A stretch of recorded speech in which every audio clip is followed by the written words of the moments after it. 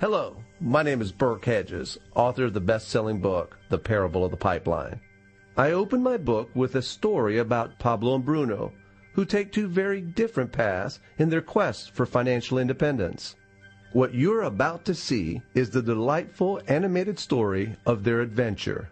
So, sit back, relax, and enjoy the life-changing lessons in The Parable of the Pipeline.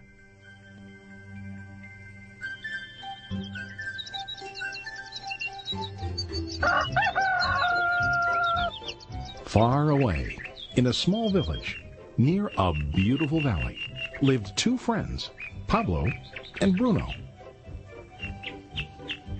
They were both young and dreamed of a better life for themselves. They'd often discuss their dreams about how they would become the most successful men in the village.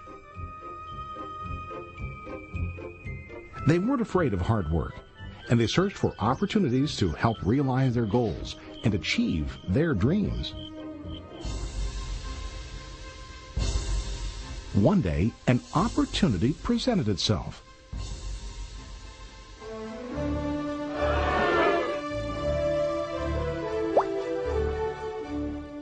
The mayor of the village decided to hire two people to bring water from a spring up on the mountain, across the valley, back down to the village.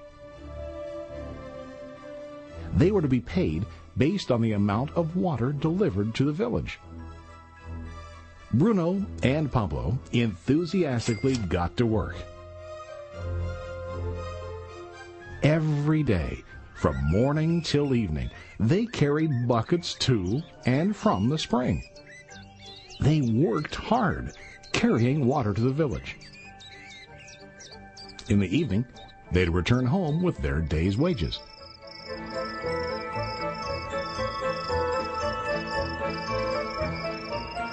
Bruno was satisfied with his work and the money he earned.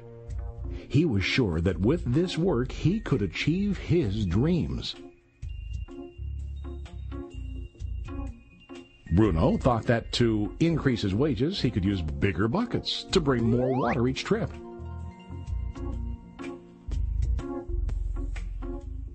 He believed with a larger income he would soon be able to buy a cow and the house that he dreamed about.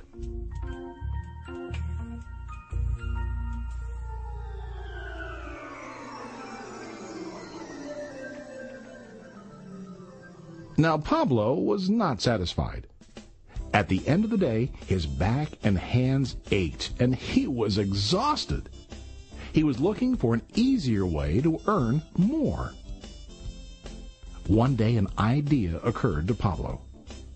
He imagined building a pipeline to deliver the water from the mountain spring to the village.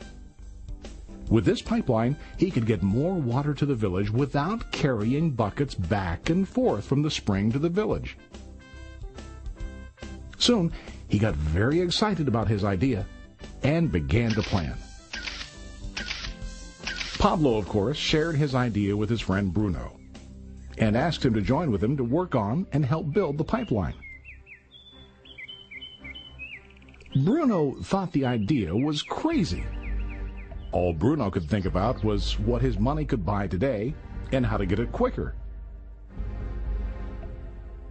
He felt that building a pipeline would slow him down and delay him in achieving his goals. Instead, Bruno got bigger buckets and went more often back and forth, fetching water. He was sure that with this method, he could make more money. Pablo decided to build the pipeline on his own. He understood that it would not be easy to build, and it would take time to complete the pipeline. Pablo knew that it could take several years to finish, but he set his mind on his goal. Every day he worked and carried water like before.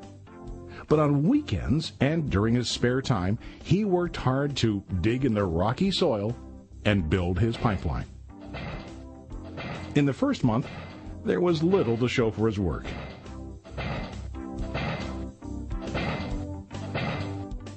Bruno and the villagers laughed and teased him.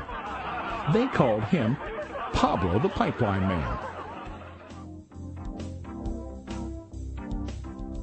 During this time, Bruno's income doubled. He already bought a cow and a bigger house. His lifestyle changed.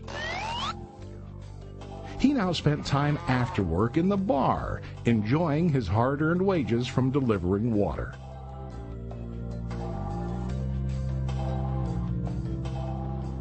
What Bruno didn't realize was that his body was starting to stoop from carrying the heavy buckets every day.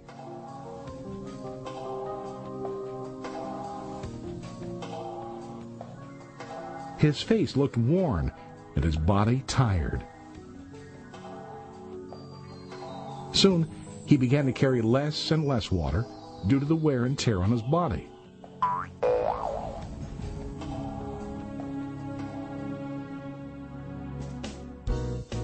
Month after month, Pablo worked.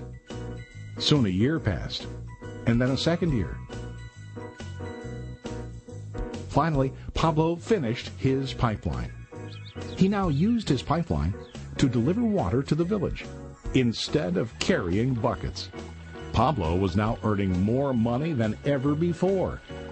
The water continued flowing to the village, while Pablo wasn't working. While he slept and ate, the water flowed. Pablo was happy and proud of his insight, persistence, and hard work. Now his income flowed as long as the water flowed through his pipeline.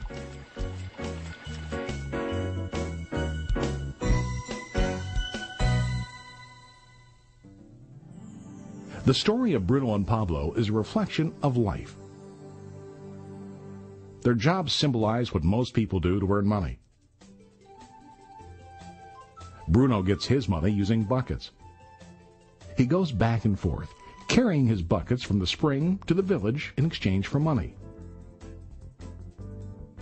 To increase his income, he either has to go more frequently to the spring or to use larger buckets. It's common in real life to increase our income by working harder. For example, working overtime or getting a second job. We also increase the size of our buckets by accepting a higher-paying position, which often includes spending more time on the job. Most of us exchange time for money like Bruno. We know that every person has only 24 hours in the day and that it's not possible to use all our time to work. The most difficult time comes when we can no longer exchange time for money due to age, health, or other reasons. Then, our income stops. Now let's review what Pablo did. Very wisely, Pablo did not exchange all of his time for a limited income, but he used some of his time to build a pipeline. He knew that the pipeline would bring ongoing income as long as the water flowed. An ongoing income that multiplied the time he worked each day. Pablo knew that someday, maybe because of age or health, he would no longer be able to exchange his available time for money. Pablo knew that if he could make his idea of a pipeline work, then he only has to do the hard work of building the pipeline. After the pipeline was completed, Pablo was able to monitor and maintain the flow of water to ensure that his income will continue. Pablo has shown us that to earn an income, we don't always have to directly exchange time for money.